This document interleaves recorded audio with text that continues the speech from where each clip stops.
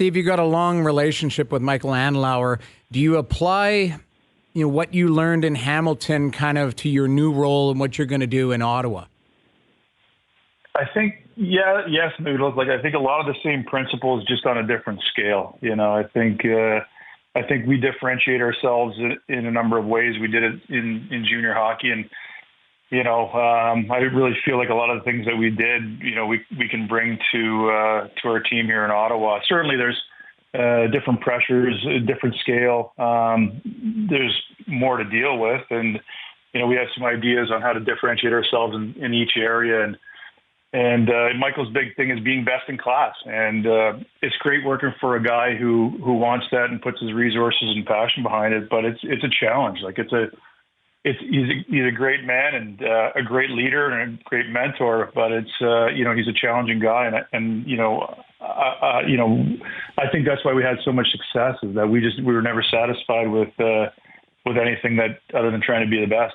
Well, and that's something I'm sure the fans in Ottawa are going to be very receptive to. But what about your players? I mean, you were a player for a long time, Noodles. You talk about this all the time. There's not always a buddy-buddy connection with the president of the hockey operations or the owner.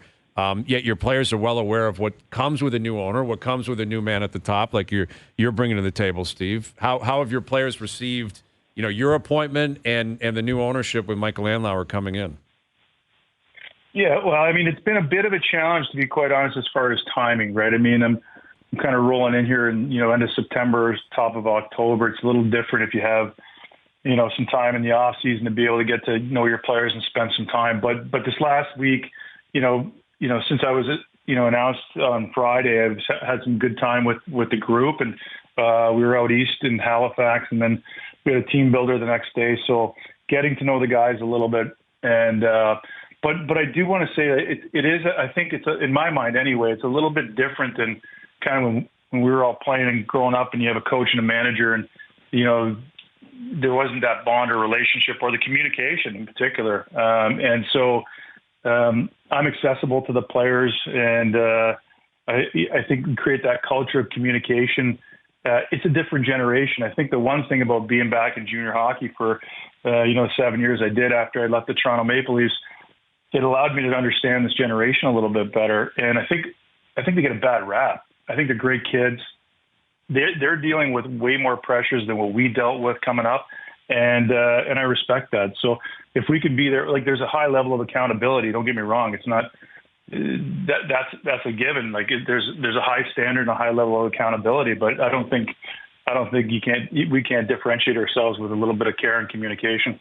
Is that the biggest thing that you've noticed basically since, you retired and went into, management side, and now you see today's game is, the communication, obviously the training, the talent level of some of the players and stuff, how younger it is, the cap situation where players are now playing at a younger age and they arrive at the National Hockey League ready to play. It's not, the seasoning. You see that at a younger age. But is that the biggest difference that you've noticed since you retired and gone into management and now learned along the way is the quality of the players and how quickly they transition basically from wherever they played into the National Hockey League? Yeah, without a doubt. I mean, I think when we were coming up and you turned pro and you needed a couple of years to start to figure it out, these kids are being thrust into these situations now, and that's where I think that they're better equipped for it. They're ready for it. It doesn't mean that they're not feeling those pressures and high expectations, but I mean, especially from a skill set perspective and the way that they train nowadays, it's certainly a lot different. But they still need the support.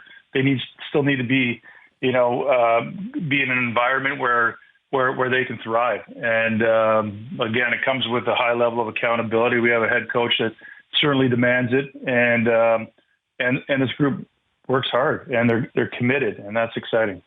Was there one thing when you got the job and Michael gave you the job and everything, where you said, this is my first task here? Is it meeting with general manager Pierre Dorian or sitting down with the head coach? Like, was there something that you laid out that was your top of your priority list, or you kind of just been kind of playing it by ear because it's been such a whirlwind?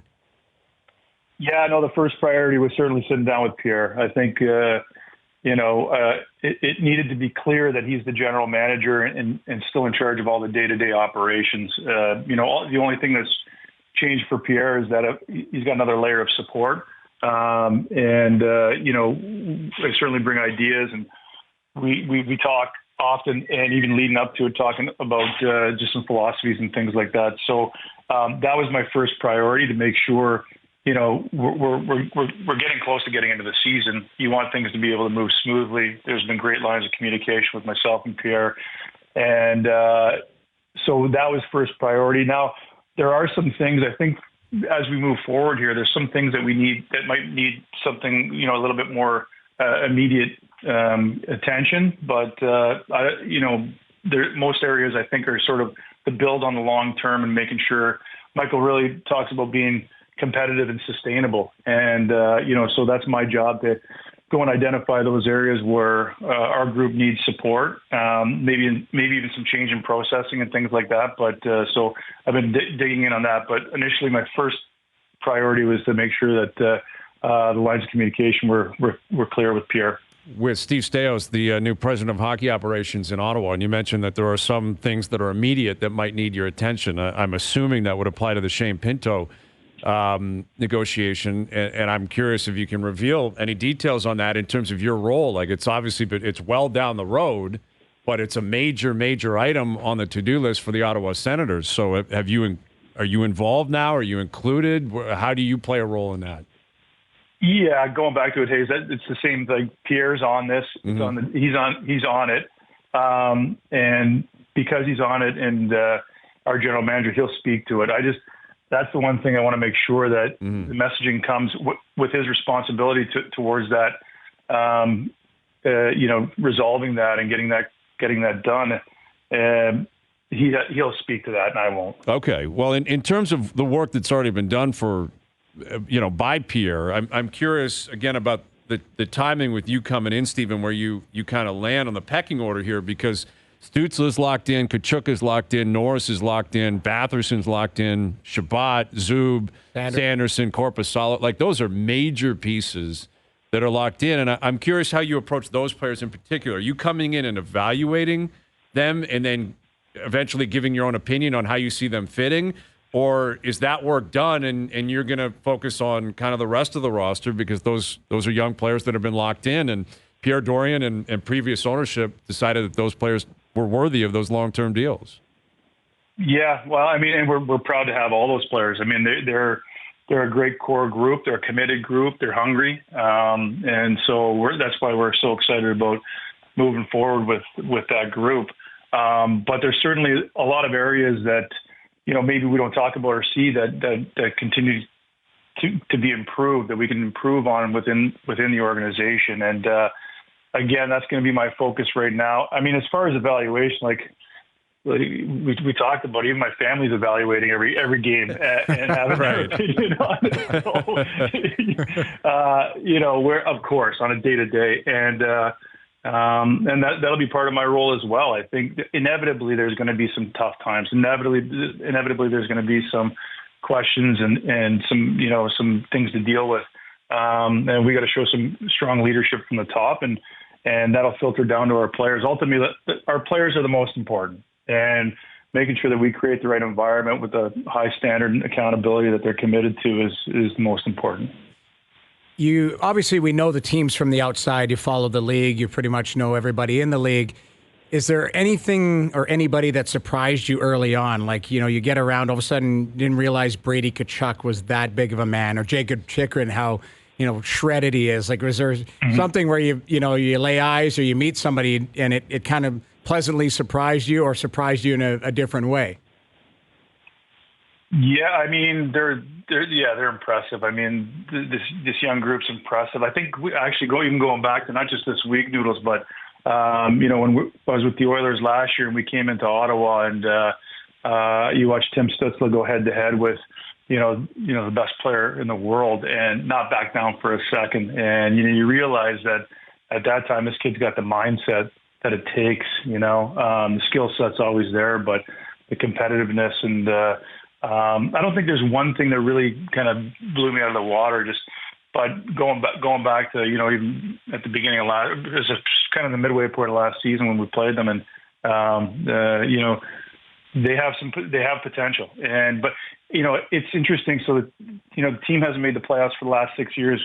We have these good young talented players, and we're excited about them, and they're locked in. And now, how do we get that to the next level, right? And it's the National Hockey League. Every single team is doing the same thing, and that's the beauty about it, and the competitiveness.